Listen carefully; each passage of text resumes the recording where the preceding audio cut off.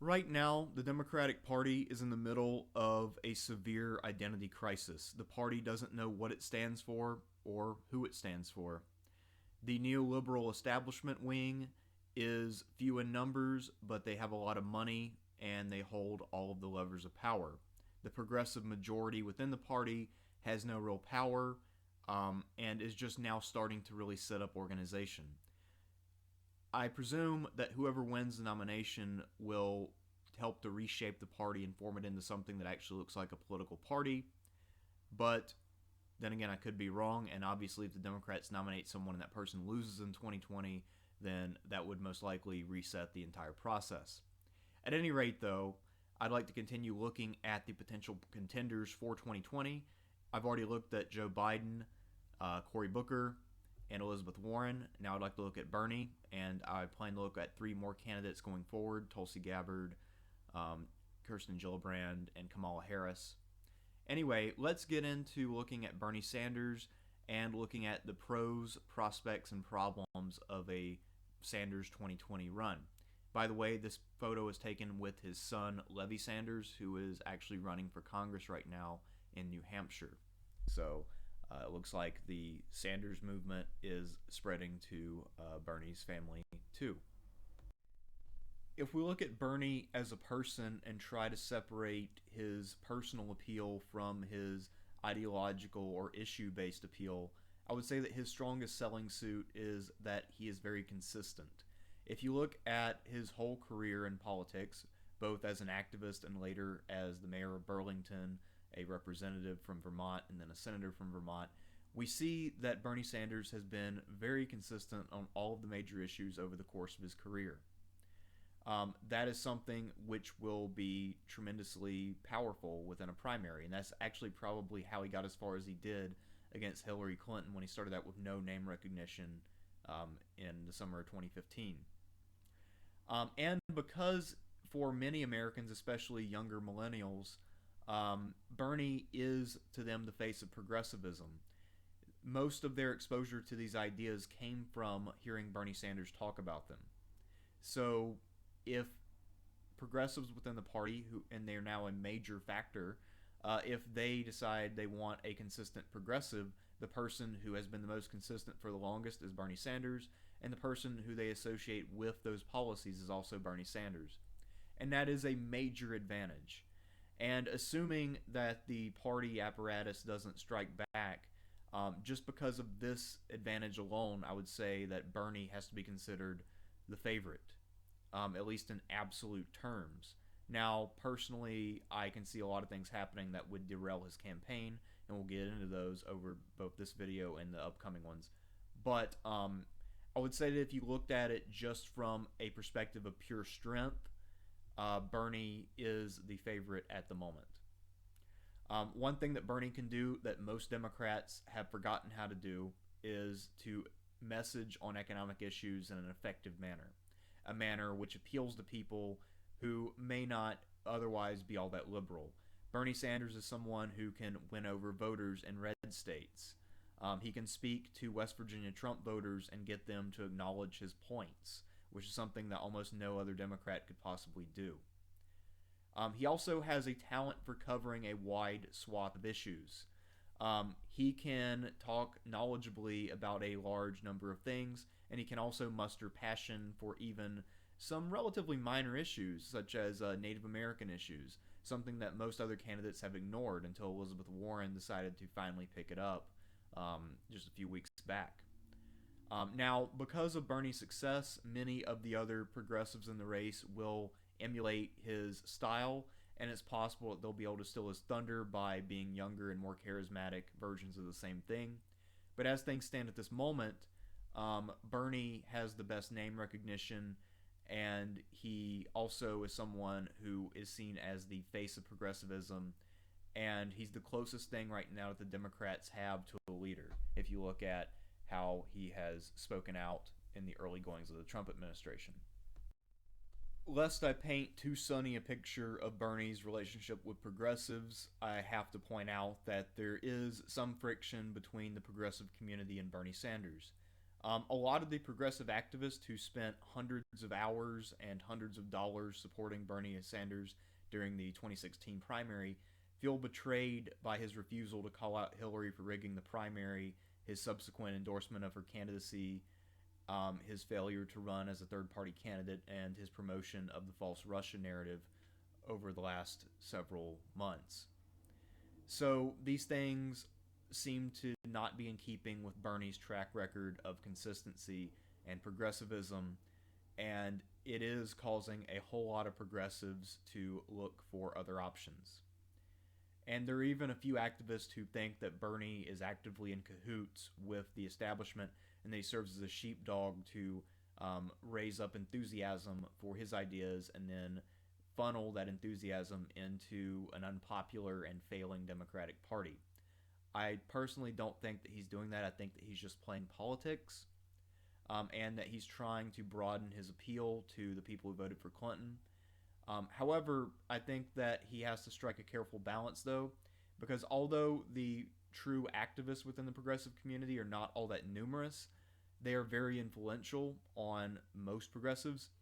And as progressive media platforms continue to spread and to reach out to, especially younger voters who will be key in a primary, both for a source of volunteers and a source of votes, I think that Bernie has to mostly court his base if he really wants to maximize his strengths. Because primaries are all about turnout and enthusiasm, and the way to get that done is to really be the guy who represents the most vocal part of the Democratic base, which is the progressive wing of the party. So I think that his strategy is a little off, but like many people on the left, I do understand why he's doing it.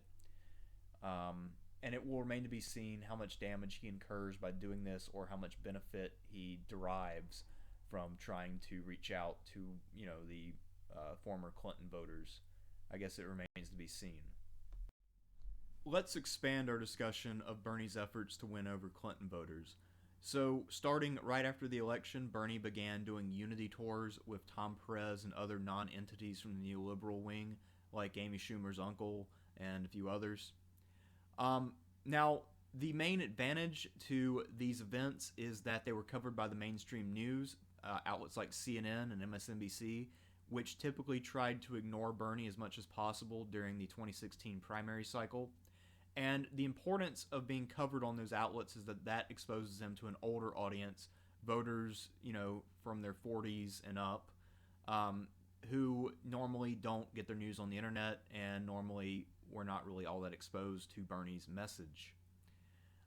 So this was actually a pretty smart move on Bernie's part, even though, these events in themselves were kind of useless, because Bernie had one message that was progressive and popular. Tom Perez had another message which was completely useless and vague. We are against the bad things and for the good things. That kind of thing. So it was obvious that there was no unity, but that the two sides were talking to each other. I guess that was the extent of the unity, such as it was.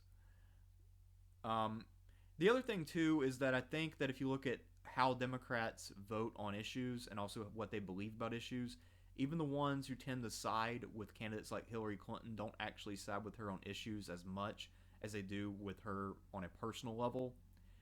So the thing is, I think Bernie will be pretty easily able to win over the people who voted for Hillary. The thing is, he will never be able to win over the neoliberal hacks and establishment tools like Neera Tanden or Tom Perez, because these people basically blame him for Hillary's defeat at the hands of Donald Trump. And they also have corporate donors to appease, and Bernie's policies would take money out of the pockets of corporations and give it to normal people, and that is something that the Democratic establishment is paid to fight against. So, he will never win over that part of the party, but he can take all the voters, and I actually think the Unity Tour was a fairly clever thing on his part because it exposes him to that audience, and they can then see Bernie Sanders for who he is rather than the version that the Clintons created through their smear machine. So, despite the fact that Bernie Sanders played ball by campaigning for Hillary, going on the unity tour with Tom Perez to hopefully lend some of his credibility to a crumbling party, despite all of that, the neoliberal establishment of the party continues to bash him and try to undermine him at every turn. Right now, there are so called journalists who are trying to paint Bernie as an unwitting puppet of the Kremlin because they say that some of the memes that were put out by the Russians were pro Bernie, and therefore he unwittingly was doing their bidding by running against Hillary Clinton. Now, this is a self evidently ridiculous claim, and they're trying their best to try to smear Bernie as a communist because apparently a lot of the people in the neoliberal wing of the party still think that we live in the 1950s. The thing is, as I've said many times on this channel, the American public is indifferent towards the Russia story, and Bernie Sanders has more credibility with American voters than the Democratic Party or MSNBC. So I don't think he should be all that worried about these smears, but he still has to combat them to some extent, because if he allows them to pile up, then it will become a liability, the same way that most of the smears against Hillary Clinton by the Rush Limbaughs of the world, taken individually, were not that important, but just the horde of them piling up is something that has damaged her political aspirations during the last decade or so. So, Bernie has to combat these things, but he really needs to move forward and continue to talk about all of the things that he cares about, the things that people like hearing him talk about, and not promoting the Russia narrative, which is false and which is just something that the establishment wants to have around so that they can smear progressives. So, two of the biggest complaints that Hillary supporters had during the primary against Bernie was that he is not a registered Democrat and that he's too old. So, let's talk about the issue of age, since the first claim is just simply too stupid to bother with. In 2020, Bernie will be 78 or 79 years old, and he will also be the oldest of the known contenders. However, there are a lot of old people who are going to be in this race. Biden will only be a year younger, but the establishment speaks of him as a serious player. And also, Biden has had a history of brain aneurysms and other health complications that Bernie Sanders has not. So if anything, you should probably be more worried about Biden's health going forward, since he does have that history, whereas Bernie Sanders does not. Elizabeth Warren, who is quite a bit younger, will still be 71, which again is pretty old. Remember, Hillary Clinton was 70, and so was Trump last time, and they were the two oldest candidates. Either one of them would have ended up being the oldest president we've ever had. Or maybe Hillary would have been very slightly younger than Reagan. I don't remember exactly. But at any rate, they were both really close in age to what Reagan was. Trump will, of course, be 74 by then. The thing about Bernie, too, is that you have to remember age is relative, and that health is not necessarily determined by appearance. So although Bernie looks like Doc Brown, and he looks a lot older than he is even, he's always looked like an old man. If you look at pictures of him when he was in his 20s or 30s, he looks like a cartoon character of an old person, and then you just paint their hair black and then call them young in a flashback scene. I mean, it's kind of like that. But the thing is, he's very healthy and active so far as we can tell. I mean, he keeps a very busy schedule. He can go outside and shoot basketball, which is something I can't really imagine Trump being able to do. And the other thing to keep in mind, too, is not only is age relative, but it's also not what it used to be. With modern medicine, people can live longer and live more active lives. If we look at George H.W. Bush, he was still playing tennis fairly competitively until he's probably about 85 or so. So, I don't think we should let this be a complete roadblock to something. At the same time, I do acknowledge that having a 78 or 79-year-old entering office for the first time is not ideal. And I think, ideally, yes, I would like to see a younger candidate take office. However, let's not let this be non-starter for us. I think that the issue of age gets overplayed, and we also have to remember that if Bernie chooses a viable um, vice presidential candidate and he surrounds himself with a good cabinet, then any personal issues that he develops, personal health issues, will not be all that important. Um, After all, I mean, who actually thinks that Trump manages the daily functions of the U.S. government? I mean, seriously, anyone? Yeah, that's what I thought. If you look at where Bernie Sanders stands on the issues, whether we're talking about environmental protection, the minimum wage, protecting Social Security and Medicare, um, health care, college tuition, if you look at where he stands on that and then you compare it with the vast majority of Democratic voters, and then look a step further and look at the vast majority of the American public as a whole, you'll see that Bernie aligns very closely with both his own party and the people taken as a whole, meaning that he is very electable both within his own party and in a general election on a nationwide scale.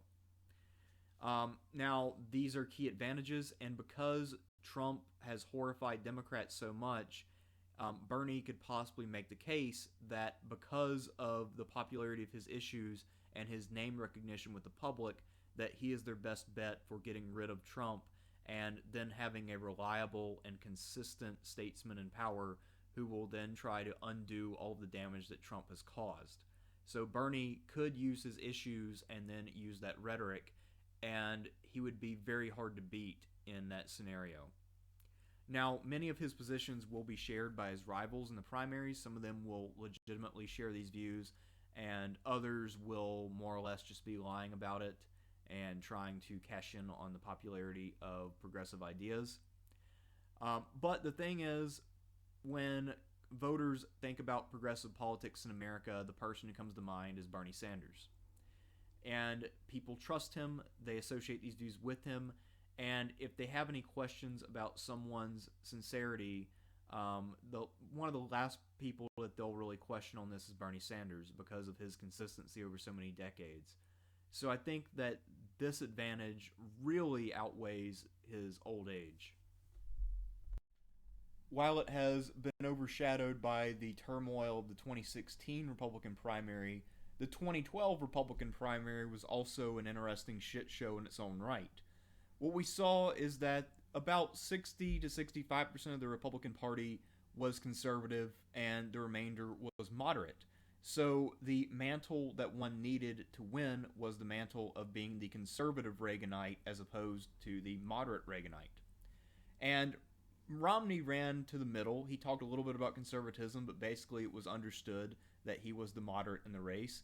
And then the other candidates, Santorum, Gingrich, and all of those guys were fighting to be the conservative in the race.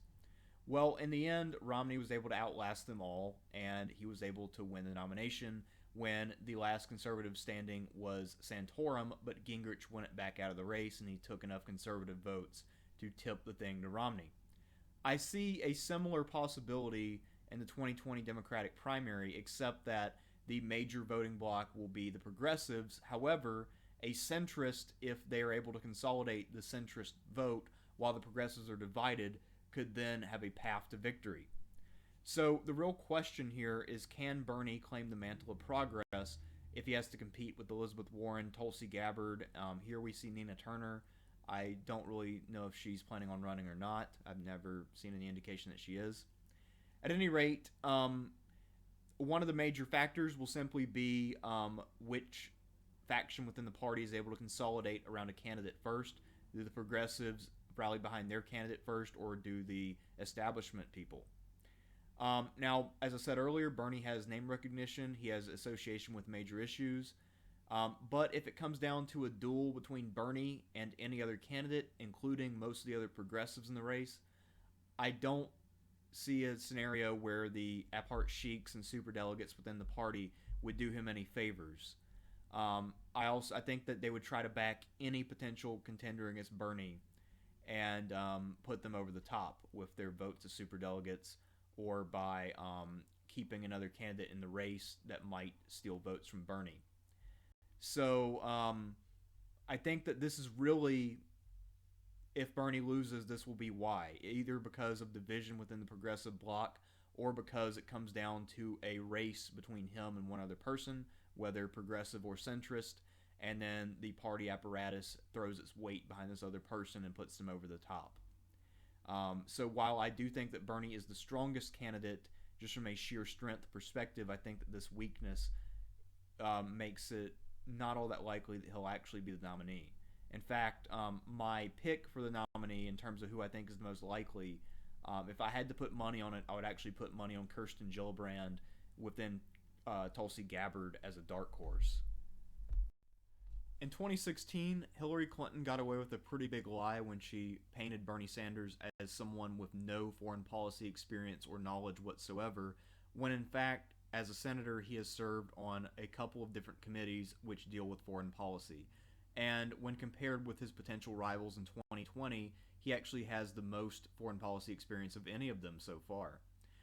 Generally speaking, Bernie is in favor of restraint in foreign policy, and he has a record that distinguishes him from the neoliberal hawks. So his record overall is pretty solid. He voted against the Iraq War, which is still a big deal, and he now vocally opposes involvement in Yemen. He hasn't opposed all of the various conflicts that we're involved in, but there are very few people speaking out about Yemen right now, so the fact that he's out there doing it is a pretty big deal. The major Achilles heel here is that while his foreign policy positions and experience are both pretty good, he is still vulnerable to one person in the race, and that is my dark horse, Tulsi Gabbard. Because his foreign policy vision is a lot less clear and developed than hers, she talks with a great deal more nuance when she talks about things like Syria, and she has military experience. And that's something that many voters equate with foreign policy experience, even though those are actually two distinctly different things. So I think that this is actually the path that Tulsi Gabbard could ride to take away the mantle of progress from Bernie and ride that faction of the party to victory in the nomination. If we move beyond the issues and just think about the horse race factor of politics, we see that there are a few factors to consider, a couple of which are pretty bad for Bernie and another of which really helps him. The first of which is that Democrats have tended to lose when they nominate older candidates. If we look at the history of their nominees, the older the candidate, the less likely they are to win. If we look at recent political history, when candidates who lost in a primary one cycle came back and won the nomination during the next, they tended to do poorly. I'm mainly talking about McCain, who lost the nomination in 2000 and then lost the general election in 2008, and Romney, who lost the nomination in 2008, then lost the general in 2012. You could also say something similar about Adlai Stevenson, who ran in both 1952 and 1956 and lost both times. However, in Bernie's favor, one thing that these candidates had in common that was probably more important than their date of birth is that the candidates who have won have had strong economic messages and overall strong messaging and a strong agenda. So, for instance, LBJ was not young or exciting, but he had a message. He had a policy. He was a champion for labor. So, he was able to win. Harry Truman was not all that exciting, but he had a good message. So messaging is very important, and especially messaging on economic issues. That is what has gotten Democrats elected, and that's why I think that if Bernie is nominated, he will win. He has the key factor on his side here. If we look at the 2020 race from a balance of power perspective, then Bernie Sanders comes across as the clear frontrunner. He is the best known representative of the strongest ideological position within the party's base. That being said, he will be challenged by at least one strong progressive, possibly two if both Warren and Tulsi Gabbard run, and either one of them could wrest that honor from Bernie, because both of them have consistency, vision, and they both also have charisma. One thing Bernie has going for him that is not true for most other candidates is that he has outside infrastructure in place in the form of our revolution. And he also has a proven ability to raise money from small donors and to raise large numbers of volunteers. In addition, he already has a proven ability to inspire people, and he could be the person who helps to build up a cadre of young leaders for the party's future. Many of the people running for Congress right now in the 2018 cycle were actually inspired to run by Bernie Sanders, and they are more or less running on his platform. So if a lot of his disciples end up winning office this year, then that could really create a lot of pressure on the Democratic Party to back someone either like Sanders or Sanders himself. So again, there are some factors we can't really foresee at this juncture. It's only March of 2018. But just from a pure strength perspective, I think Bernie is the front runner. That being said, as I mentioned earlier, if I had to put my money on any one candidate, it would be Kirsten Gillibrand. And if I had to pick a dark horse, it would actually be Tulsi Gabbard. But we'll get into my reasons for all of that when we do our videos on the two of them. Until then, I'm Thersites the Historian, and I will see you next time.